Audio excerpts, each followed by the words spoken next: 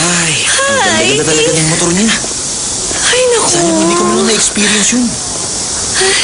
I can't believe it. Imagine, nagawa niyang makatakas. Hindi ko akalain matapang pala siya. Mukha rin kaya akong matapang kung tatakas din ako. Tumigil ka nga dyan. Magmumukha ka lang gunno. Unahin mo kayang maging gwapo bago ka maging matapang. Malamang kulot na yung buhok niya ngayon. Sa tingin mo, cute pa rin siya kahit kulot siya. Hindi bagay sa kanya ang kulot. Kulot na yung buhok niya. Ay, grabe. Ang cute-cute niya siguro. Kapag kailangan niya ng tulong ko, kailangan ko siyang itago agad. Pag tumawag siya, ipaalam mo sa akin agad, ha? Tara na. Pasensya na. Yun, pagpaumanhin niyo po sana. Tingin ko po, kalmado na siya ngayon. Mabuti kung ganon. Hay, naku, pasensya na talaga kayo kung pinapunta ko pa kayo rito kahit na malayo, ha? Masyado kasi akong pinag-alala ng asong yan, eh. Biruin mo, walang tigil sa katatahol. Hindi ka ba naman mag-aalala nun? Naalala ko, yung asong yan pala. Kayo ang nagdala sa kanya rito, di ba? Naku, mabuti na lang po't may pinuntahan ako malapit lang dito. Siya nga po pala, may nangyari po bang hindi maganda rito sa templo? May fax kasi nakadrawing dati dyan. Tapos kaninang madaling araw, bigla namin nakitang wala na. Ang totoo, hindi ko masabi kung nawala ba talaga o binura lang. Basta bigla na lang nawala.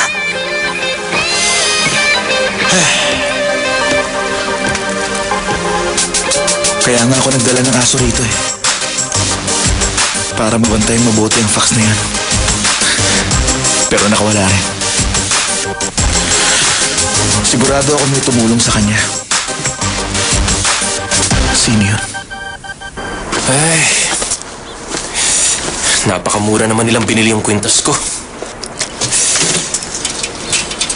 Ay.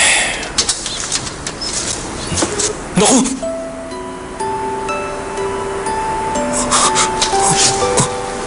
Anong ginagawa niya rito?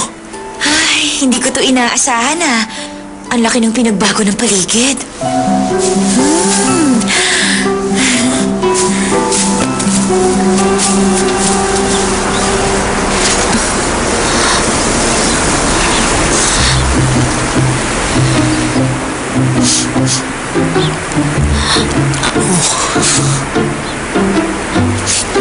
Pero in fairness, maganda siya,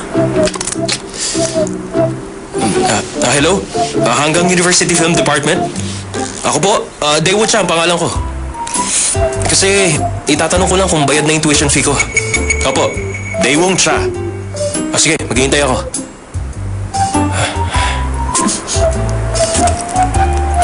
Kailangan ko nang bumalik sa Seoul para sa audition.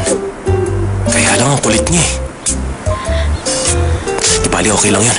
Hindi naman siguro siya dadaldal dun. Hello? Bayad na po yung tuition fee ko? Thank you po, bye. Okay na pala. Masarap yatang kumain ngayon.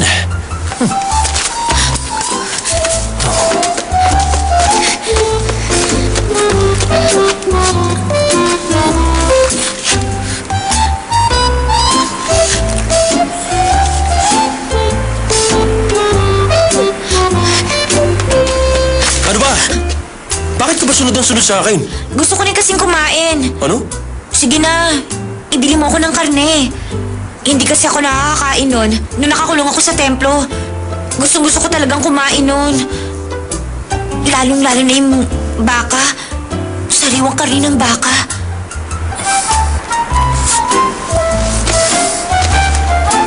Alam mo, Miss Gumiho, hindi naman talaga tayo magkakilala, hindi ba? Kaya pumunta ka na lang sa pupuntahan mo. Okay, mag-iingat ka. Bye-bye. Ibili mo ako ng karne, Dewong! Ano? Alam mo ang pangalan ko? Nag-aaral ka sa Hanggang University Film Department. Dewong Cha ang pangalan mo.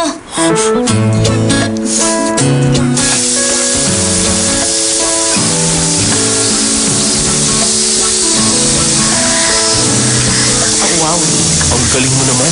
Ayan, ang talas ng pandinig mo. Malayo ako sa'yo, pero narinig mo ko? Isa akong Gumiho. Oh, kaya pala. Nung kakulangan mo rito sa itaas, binawi mo sa ibang kakayahan. O eto, karne ng baka yan ha. Basta huwag ka magkakwento tungkol sa akin. Basta huwag ka rin magkukwento sa ibang tao na isa akong gumiho, ha? Ikaw mamatay ko yun. Oo, may usapan na tayo. Ang hindi tumupad sa atin, talaga malalagot ha. Hindi ko na matiis. Oh, Hindi. Hindi ganito ang isang tao.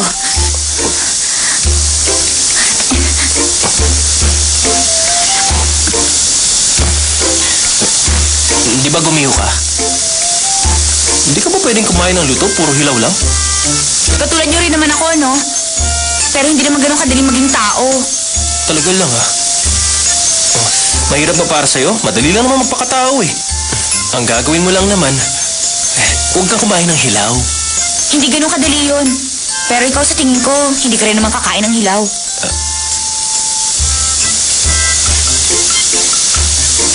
Ayan, luto na!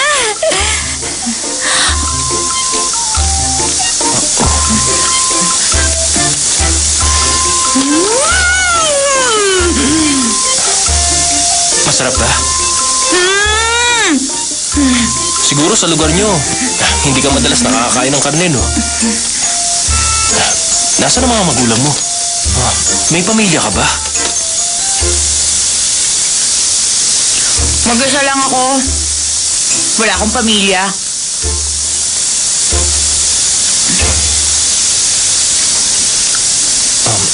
Kahit mga magulang wala ka?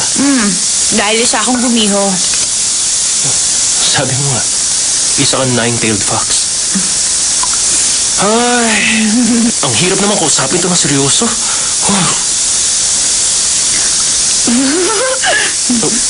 Hoy, ang bilis mo naman kumain ng. Uubusan mo pa ako? Ibalik mo sa akin yan!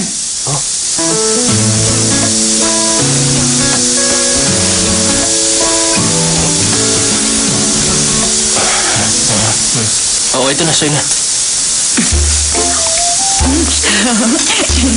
Magbabayan niyo lang ako.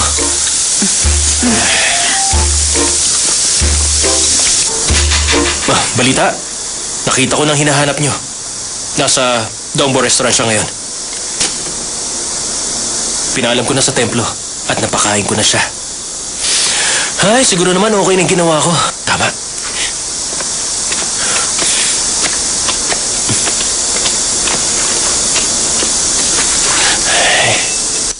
Pero parang may mali.